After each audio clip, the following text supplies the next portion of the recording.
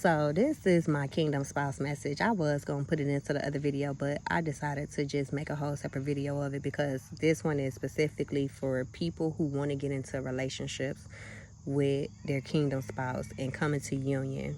In my last video, I was talking about healing that's taking place in the atmosphere, right, amongst the people.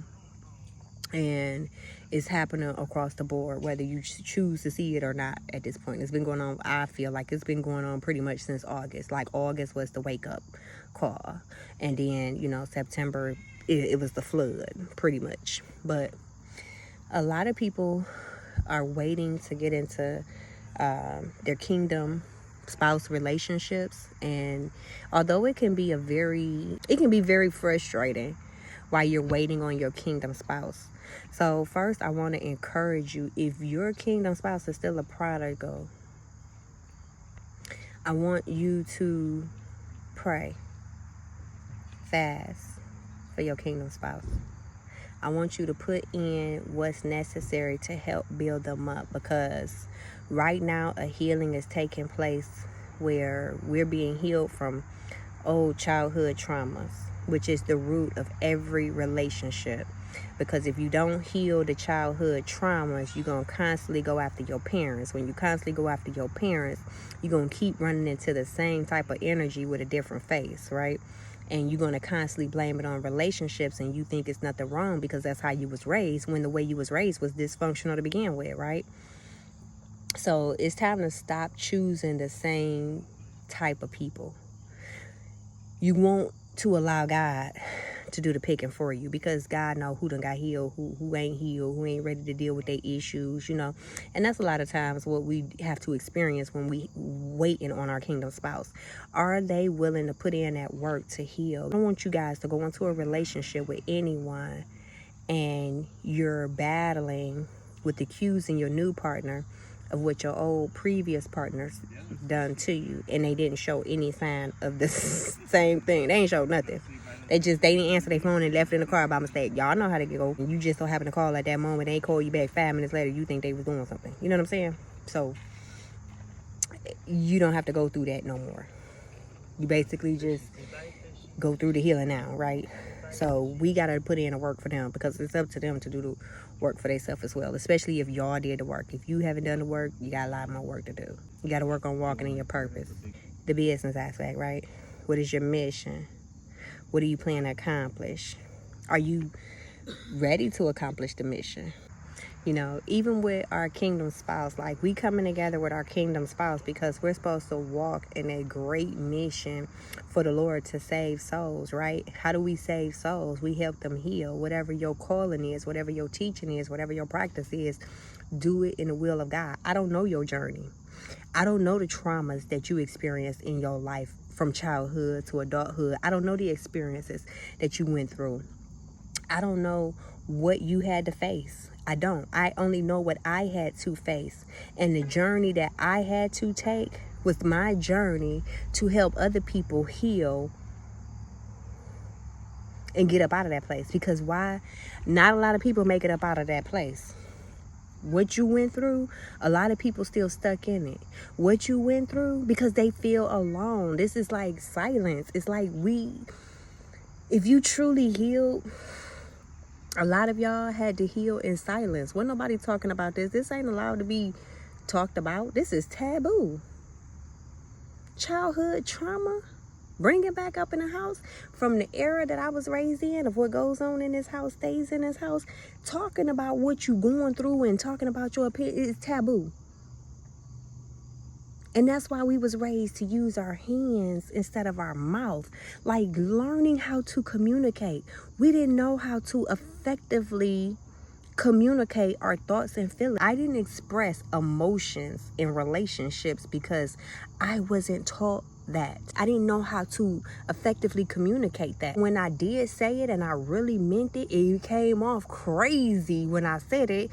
And then guys was like, that sounds fake. That sounds staged. That's what they would say. It sounds fake and staged. No, it's just me trying to get it out the best way I know how. Nobody told me how to effectively communicate that. So to say that it's easy to hug and be affectionate and communicate things, these are things we have to relearn as an adult, because nobody taught us how to communicate. It's how a marriage was supposed to look. So the day-to-day interactions with a person, the mother getting up, going in the kitchen and cooking and making sure everything was done before daddy got home, and cleaning the house and having herself pretty and ready for him before they go to bed, whatever it is, nobody showed us this. Why? Because I grew up in the crack epidemic. This was after the grandmamas left the granddaddies, that era where they left the granddaddies. And now they going to work taking care of all these kids by themselves. They spending all this time at work. The kids at home raising themselves. Now they out in the street. The dope man done got your aunties and your mammy and them. They out in the street. Now grandma raising you. Daddy ain't nowhere to be found because he got caught up by the dope man too. You know, so everybody was caught up in this. It's a direct reflection. How we was raised is a direct reflection of grandparents and great-grandparents leaving their spouses and children being at home to raise each other while the one-parent household began to struggle to take care of the child. And a lot of times our parents was too young to see a loving family, or they just saw toxic all the time. They saw a toxic relationship. They didn't see love. They saw daddy barely coming home on the weekends. He would get off work on Friday with his paycheck, and he would go over to his side chick house until Sunday night or Monday morning or whenever to come back home, wash his butt and go to work, and then leave back out. Like, the kids wanted to see daddy. They didn't understand why. They just know my daddy was a good daddy, but he was never home. No, your daddy was a cheater.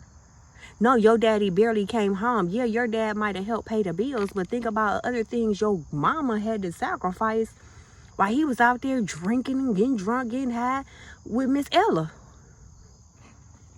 I remember a dude telling me all he could remember about his daddy was his daddy being in the bedroom, coming home late at night, and being in the bedroom, and the bedroom smelled like farts. He was just in there pooting it up.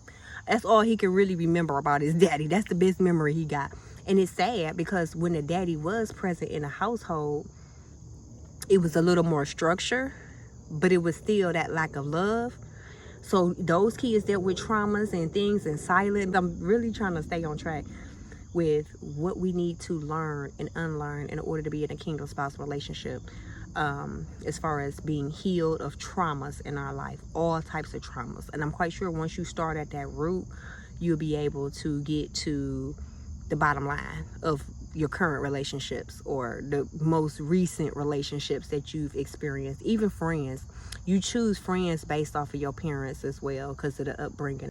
Your friend choice plays a very big part in that as well. Another thing is too, setting boundaries with people. You gotta set boundaries with people that you know mean you know good. And it's like, it's hard because you in this season where you waiting for your kingdom spouse, and it's hard to cut every single person off in your life, but you have to, because the Bible say leave your mother and your father so that you can cling to your spouse, you know. So we have to take that into account as well. We don't want our kingdom spouse to be coming in and we still trying to kick these people out the door of our life. They still got one foot in the door where you still calling them and all of that stuff. Like, leave. You don't want no type of nothing stirring up this kingdom spouse relationship. And that could be the very thing that needs to be broken in order to bring your spouse in, you know, especially if you done fasted, if you done prayed, if you think you healed from that last relationship, you ain't healed from that childhood trauma. If you think that you are ready for your kingdom spouse, but you hate being alone, but you ain't cut your family members off because you really haven't dealt with being alone. Like, it's still a level of loneliness, and because we want to feel wanted and needed, and it's okay. And if you still at that place where you want to feel wanted and needed, and you're willing to jeopardize your peace to be around people who are still broken and who still cross your boundaries, then you're really not ready for a relationship, because those people will still come in and have a say-so in your life, Ooh, that was a B.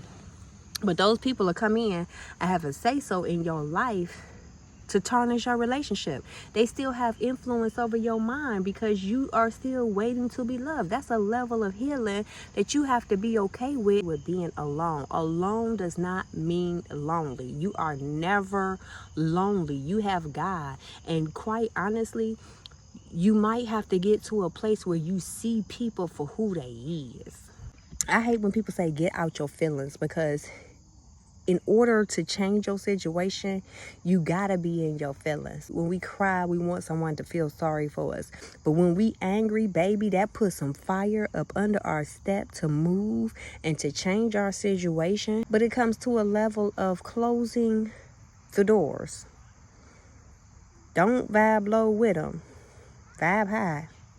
Love is the highest frequency, and the best thing you can do is still operate in love and ignore these people because they want to see you come down to their level, because everything that they doing, every plot that they putting out against you is not working because you vibing high. But the moment that you choose to stoop down to their level, now they have access to be able to do other things to you. They performing witchcraft on you. A lot of y'all don't realize, but witchcraft is word spells. It's sorcery. I mean, it ain't just going and conjuring stuff up. People use words, manipulation. That is witchcraft.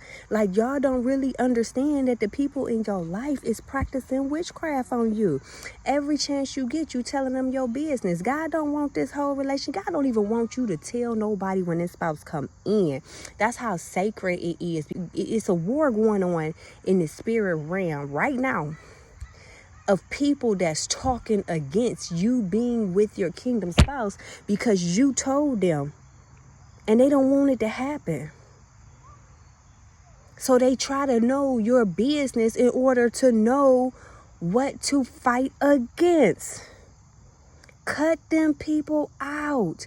It's okay to be like, hey, how you doing? And keep it pushing if you feel like you just need to be there. But I'm telling you, they're going to get to a point where they're going to cross you out.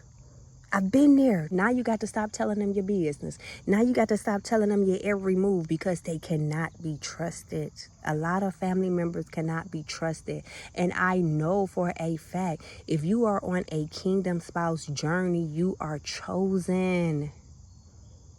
You are not like the rest of them. So you cannot hang with the rest of them. You got to hang with the best of them.